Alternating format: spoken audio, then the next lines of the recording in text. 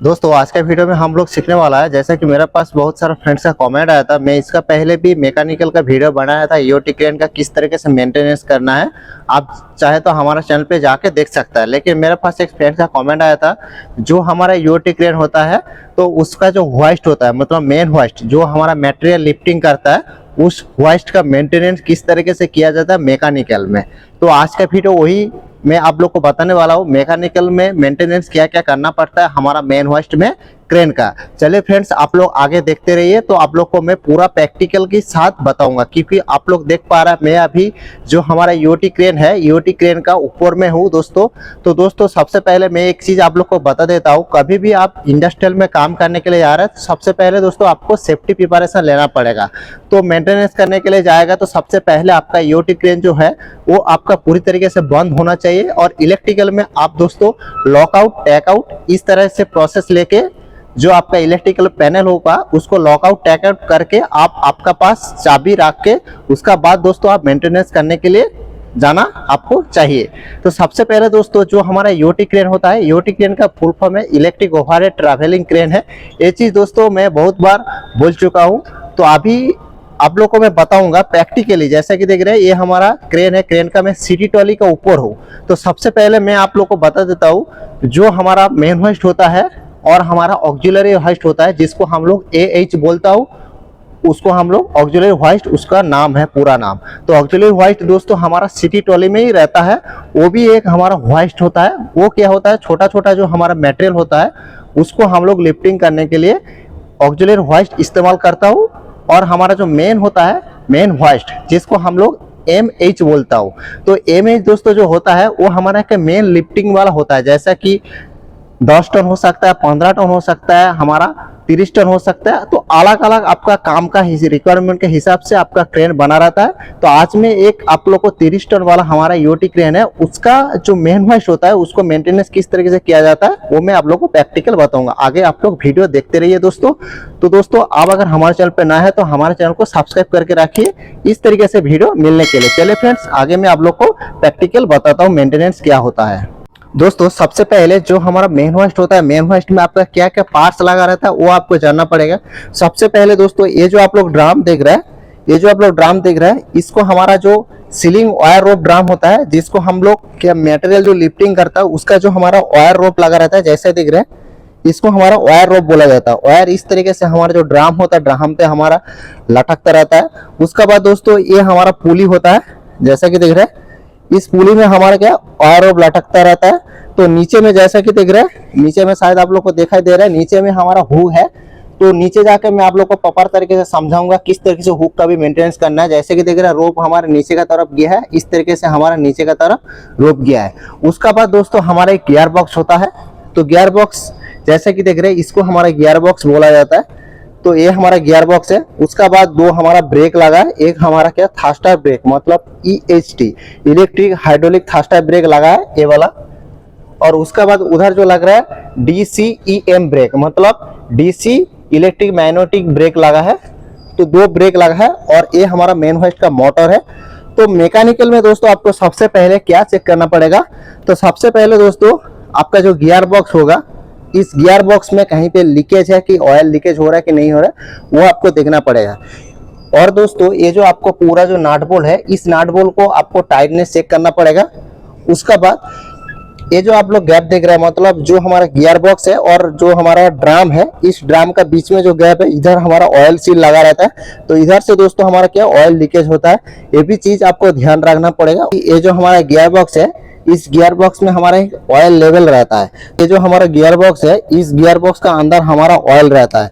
तो ऑयल दोस्तों आपको कभी भी इसका अंदर ऑयल आपका कम हो गया मतलब 1 साल आप यूज कर रहा है, ऑयल डाल के क्रेन आपका चल रहा है, तो उसका बाद दोस्तों आपको गियर ऑयल चेंज करना पड़ता है। तो गियर ऑयल चेंज करने के लिए गियर बॉक्स का ऊपर में इस तरीके से आप लोग को एक कवर देखने के लिए मिलेगा। इस कवर खोल के इसका अंदर आप बाल्टी से गियर ऑयल लेके आके इसका अंदर आप दोस्तों डाल सकता है। उसका बाद ऑयल को आपको निकालना है। निकालने के लिए दोस्तों ये गियर बॉक्स का नीचे में इस तरीके से आप लोग को एक टैप देखने के लिए मिलेगा, जैसे कि देख रहे हैं। इसको खोल के आप पुराना वाला जो गियर ऑयल है उसको आप बाहर निकाल सकता है। तो बाहर निकाल के दोस्तों आपको नया वाला जो आपका गियर ऑयल है उसको आपको डालना पड़ेगा।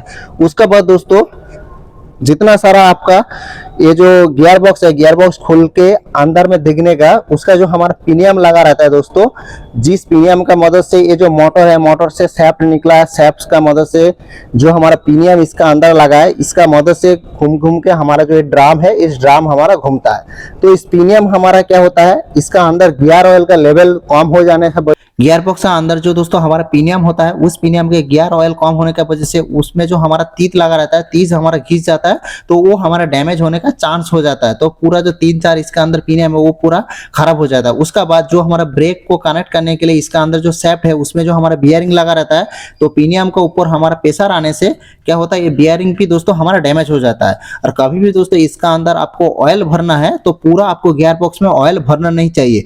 जो हमारा पिनियम होता है, पिनियम को सेंटर करके मतलब मीडियम पोजीशन करके आपको गियर ऑयल डालना चाहिए। इस तरीके से आपको गियर ऑयल दोस्तों डालना पड़ेगा। उसके बाद दोस्तों जैसा कि ये जो हमारा ड्राम है, ड्राम पे आप लोग देखने का ये जो हमारा वायर रोप है, तो वायर रोप आप कहीं पे घिस गया तो काट गया तो उसको आपको आइडेंटिफिकेशन करना पड़ेगा, क्योंकि दोस्तों एक काट जाएगा तो आपको इसको चेंज करना पड़ेगा।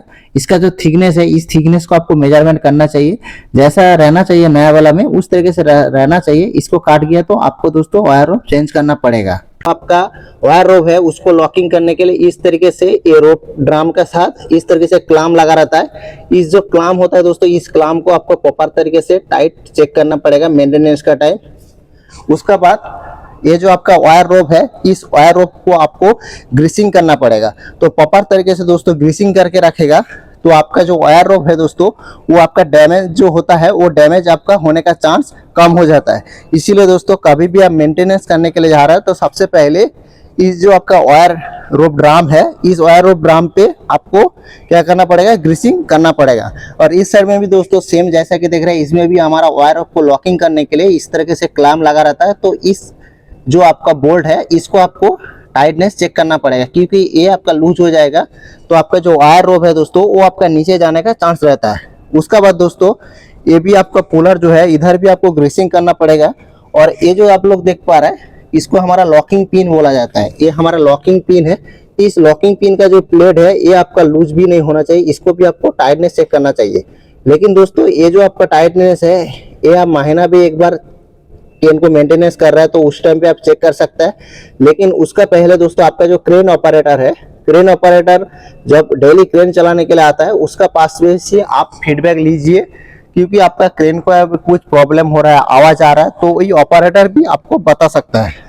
उसके बाद दोस्तों जैसा कि इसमें दोस्तों हमारा रोटरी लिमिट स्विच लगा रहता है, जैसे कि देख रहे हैं इसको हमारा रोटरी टाइप लिमिट स्विच बोलता है, जो कि हमारा जो मेन होस्ट होता है, मेन होस्ट में अप और डाउन पे काट होने के लिए, मतलब ऑटोमेटिकली हमारा अप पोजीशन पे काट होने के लिए और ऑटोमेटिकली हमारा डाउन पोजीशन पे काट होने के लिए एक सेटिंग किया जाता है। तो इसीलिए दोस्तों इधर एक रोटरी लिमिट स्विच लगा रहता है। तो रोटरी लिमिट स्विच में दोस्तों आपको क्या चेक करना चाहिए, जैसा कि ये जो हमारा जो रोप ड्राम होता है, रोप ड्राम का साइड में ही लगा रहता है। हमेशा आपको देखने का कोई भी क्रेन पे ये जो रोप ड्राम होता है, रोप ड्राम का साथ ही हमारा ये रोटरी लिमिट स्विच लगा रहता है, क्योंकि इसका जो स्पीड होता है, जो हमारा रोप ड्राम होता है, इसका स्पीड का साथ मैच होके ये रोटरी लिमिट स्विच हमारा दोस्तों चलता है। इसीलिए दोस्तों कोई भी क्रेन पे देखने का रोटरी लिमिट स्विच जो लगा रहता है मेन होस्ट में, नहीं तो ऑक्सिलरी होस्ट में, वो हमारा जो रोप ड्राम होता है उसका साथ ही हमारा पैरेलली इस तरीके से लगा रहता है। जैसा कि देख रहे हैं इस तरीके से एक स्टैंड बना रहता है सीट वाले में, इधर से इस तरीके से लगा रहता है। इसमें दोस्तों हमारा क्या होता है, एक कापलिंग इधर लगा रहता है, नहीं तो जो पूरा सैफ्ट होता है इसका साथ भी लगा रहता है, नहीं तो इधर एक कापलिंग लगा रहता है। कापलिंग दोस्तों इसीलिए लगाया जाता है, कभी भी इसका जो बेस प्लेट है ये थोड़ा सा हिल जाएगा तो आपका जो रोटरी लिमिट स्विच है दोस्तों वो आपका डैमेज नहीं होगा। इसीलिए दोस्तों इधर हमारा क्या होता है, एक कापलिंग लगाया जाता है, क्योंकि कापलिंग आपका टूट जाएगा तो ये हमारा सेफ्टी का रीजन से लगाया जाता है। इस तरीके से दोस्तों पैरेलली हमारा रोटरी लिमिट स्विच लगाया जाता है। तो ये चीज आपको क्लियर हो गया। तो इसमें आपको इधर कापलिंग लगा रहेगा तो कापलिंग आपका सही है कि नहीं है वो आपको चेक करना पड़ेगा, ये मैकेनिकल में। उसके बाद दोस्तों इस तरीके से आपका पिनियम लगा रहेगा, तो पिनियम में दोस्तों आपको प्रॉपर तरीके से ग्रीसिंग करना पड़ेगा। तो इस तरीके से इस साइड में भी दोस्तों हमारा पुली लगा रहता है, तो इसमें भी दोस्तों हमारा आपको ग्रीसिंग करना पड़ेगा। उसके बाद जितना सारा आपका लॉकिंग पिन होगा, इस लॉकिंग पिन को दोस्तों आपको टाइटनेस चेक करना पड़ेगा। तो इस तरीके से पूरा आपका रोप ड्राम को चेक करना पड़ेगा, रोप ड्राम पे आपको ग्रीसिंग करना पड़ेगा जिधर आपका ये जो रोप है। उसके बाद दोस्तों ये हमारा मेन होस्ट का मोटर है। तो इसके बाद दोस्तों हमारा ब्रेक, तो ब्रेक दोस्तों हमारा वेरी इंपॉर्टेंट चीज है, क्योंकि क्रेन का जो वाहन होता है उसको रोकने के लिए दोस्तों हम लोग ब्रेक इस्तेमाल करता हूँ। जैसा कि देख रहे हैं इसमें दोस्तों हमारा एक फास्ट ब्रेक यूज हुआ है और एक हमारा डीसी मैग्नेटिक ब्रेक यूज हुआ है। ब्रेक का भी एक कमेंट आया था, इसका मैं प्रॉपर तरीके से एक वीडियो बनाऊंगा। मतलब बहुत सारा फ्रेंड कमेंट किया है जो ऐसा ब्रेक तो होता ही नहीं है। मैं आप लोग को प्रैक्टिकल में एक फुल वीडियो लेके आऊंगा, इसका ड्राइंग भी मैं आप लोग को समझाऊंगा। तो हमारा 3 फेज सप्लाई देना पड़ता है, जैसा कि देख रहे हैं ये ब्रेक है। उसके बाद दोस्तों इसमें दोस्तों आपको मैकेनिकल में क्या चेक करना पड़ेगा, जैसा कि ब्रेक को पकड़ने के लिए ये हमारा ब्रेक का ड्राम होता है, इसको देख रहे हैं, इसका डाया ही हमारा मेजरमेंट करता है, इसको हमारा ब्रेक का ड्राम बोला जाता है। तो ब्रेक का ड्राम दोस्तों ये हमारा 400 mm वाला ब्रेक का ड्राम है। उसका साथ दोस्तों हमारा क्या ब्रेक लाइनर लगा रहता है और ब्रेक शू हमारा इधर लगा रहता है। जैसा कि देख रहे हैं ये हमारा ब्रेक लाइनर है और उसका आगे में ये जो आपका रबर का जैसा देख रहा है इसको हमारा ब्रेक शू बोला जाता है। तो दोस्तों मेंटेनेंस का टाइम आपको इसका जो गैप है ये गैप भी आपको चेक करना चाहिए। और उसका दोस्तों इसका जो शू है ये शू क्या होता है दोस्तों, हमारा घिस जाता है, ये शू को आपको बदलना पड़ेगा। तो शू को बदलने के लिए दोस्तों इसमें जैसा कि देख रहे हैं इसमें हमारा लॉकिंग पिन दिया गया है। तो इस लॉकिंग पिन को आपको खोल के पहले आपको ये जो ड्राम है ड्राम को आपको लॉकिंग कर देना पड़ेगा। लॉक करके दोस्तों आपको इस पिन निकल के ये पूरा लाइनर सेट आपको चेंज करना पड़ेगा, नहीं तो इस लाइनर खोल के इसका सामने वाला जो शू है इसको काटिंग करके आप मार्केट से रिपीट करके इसमें आप दोस्तों लगा सकता है। उसका बाद दोस्तों जैसा कि देख रहे हैं ये जो ब्रेक होता है, ब्रेक का पीछे का साइड में जैसे कि देख रहे हैं मोटर का सैफ्ट का साथ हमारा जो ब्रेक होता है, ब्रेक को ड्राम को कनेक्शन किया है। तो जो सैफ्ट होता है सैफ्ट का साथ हमारा ब्रेक सिस्टम को कनेक्ट करने के लिए हम लोग क्या करते हैं, कापलिंग इस्तेमाल करता हूँ। तो कापलिंग का ये जो आप लोग नाट बोल्ट देख रहा है, इस नाट बोल्ट क्या होता है लूज हो जाता है, क्योंकि मोटर बहुत दिन से चलता है, ब्रेक भी चलता है, तो क्या होता है ये लूज भी होने का चांस रहता है।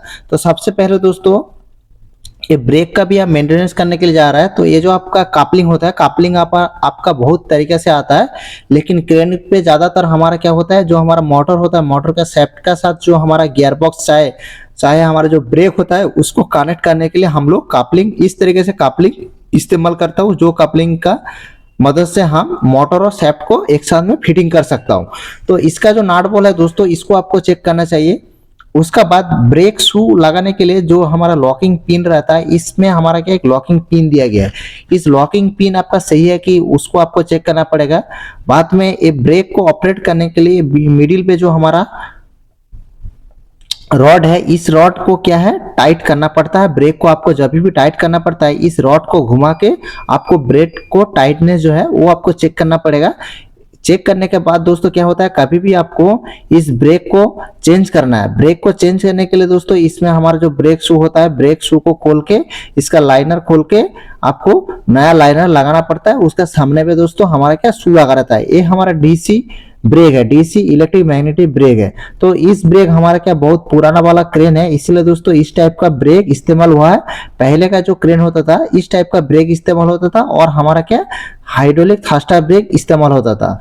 तो दोस्तों इसका एक अलग से ब्रेक पैनल है। मैं कुछ पोस्ट डाला था कम्युनिटी पोस्ट ऐसा वाला ब्रेक का, तो बहुत सारा आदमी बोला था इस ब्रेक कहाँ पे होता ही नहीं है। तो मैं आज आप लोग को प्रैक्टिकली दिखा रहा हूँ। इसका मैं ब्रेक का जो कनेक्शन डायग्राम है उसका साथ इसका पूरा एक अलग से वीडियो बनाऊंगा, तो उसमें दोस्तों मैं आप लोग को प्रॉपर तरीके से समझाऊंगा।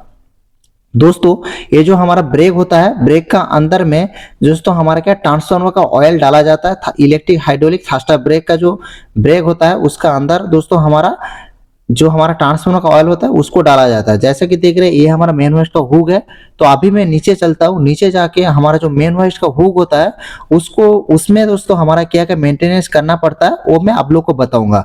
तो दोस्तों कभी भी आप मेंटेनेंस खत्म कर रहा है उसके बाद दोस्तों आप क्रेन को ऑपरेट को हैंड ओवर करने के लिए जा रहा है, तो उसका पहले दोस्तों आपको क्रेन को ऑपरेट करके ब्रेक सही टाइम से ओपन हो रहा है क्लोज हो रहा है वो आपको चेक करके ऑपरेटर को हैंड ओवर करना चाहिए।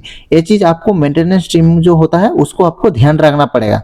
दोस्तों आगे में आप लोग देखते रहिए। मैं मेन होस्ट का जो हुक होता है नीचे में उसमें दोस्तों हमारा क्या क्या पार्ट्स लगा रहता है, कैसे मेंटेनेंस करना आप लोग को बता देता हूँ। जैसा कि दोस्तों ये हमारा टीरिस्टन वाला क्रेन है, जैसा इसमें लिखा है SWL मतलब सेट वर्किंग लोड, इसका 30 टन कैपेसिटी है। इसका फुल फॉर्म है SWS जो होता है ये हमारा थर्ड पार्टी कोई आदमी आता है उसी से हम लोग क्या इसमें लोड टेस्ट करता हूँ उसका हिसाब से इसमें लिखा जाता है। ये हमारा 30 टन कैपेसिटी वाला क्रेन है दोस्तों, लोड टेस्ट करने के लिए आपको साल में एक बार करना चाहिए जरूर, क्योंकि इसका लोड टेस्ट करना जरूरी है। उसका बाद दोस्तों, जैसा कि ये हमारा हुक है, ये जो हुक देख रहा है दोस्तों, ये हुक क्या होता है, पूरा हमारा मूवमेंट होता है। तो आपको हाथ से घुमा के देखना है आपका जो हुक है पूरी तरीके से मूवमेंट हो रहा है कि नहीं हो रहा है, जैसा कि आप लोग अभी देख पा रहा है। तो इस हुक दोस्तों हमारा मेन लिफ्टिंग वाला हुक होता है मटेरियल। तो इसका ऊपर में दोस्तों हमारा क्या होता है, बियरिंग लगा रहता है। तो बियरिंग में दोस्तों आपको लुब्रिकेशन करना चाहिए। और दोस्तों इसमें दोस्तों छोटा वाला एक निप्पल दिया जाता है, उसी से दोस्तों आपको ग्रीसिंग करना पड़ता है। और दोस्तों ऊपर में जैसा कि जो हमारा वायर जो हमारा इसमें लटकता है, इसमें भी साइड में दोस्तों हमारा जो पुली लगा है, इस पुली का साइड में भी दोस्तों हमारा बियरिंग लगा रहता है। तो दोस्तों इसका अंदर क्या होता है, बहुत दिन यूज होने के बाद जो हमारा ग्रीस होता है, ग्रीस का अंदर जो हमारा ऑयल रहता है वो हमारा सूख जाता है, तो ग्रीस दोस्तों हमारा ब्लैक कलर का हो जाता है। इसीलिए दोस्तों पुराना वाला जो ग्रीस है आपको निकाल देना चाहिए, नया वाला ग्रीस इसको डालना चाहिए।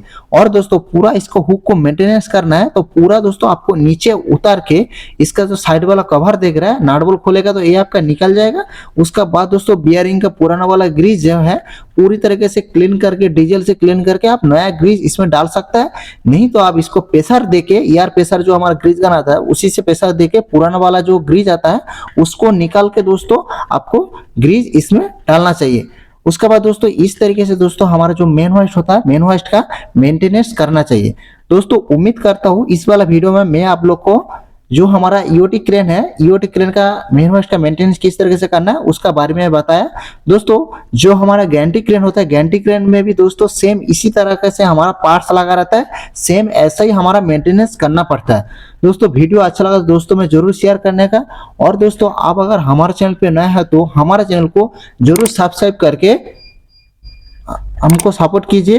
और भी दोस्तों हमारे चैनल पे आप लोग को ईओटी क्रेन का, गैंटी क्रेन का अलग अलग वीडियो देखने के लिए मिलेगा, आप प्लेलिस्ट में जाके दोस्तों देख सकता है। चलिए फ्रेंड्स आज के लिए इतना तक, अगले वीडियो में मिलते हैं।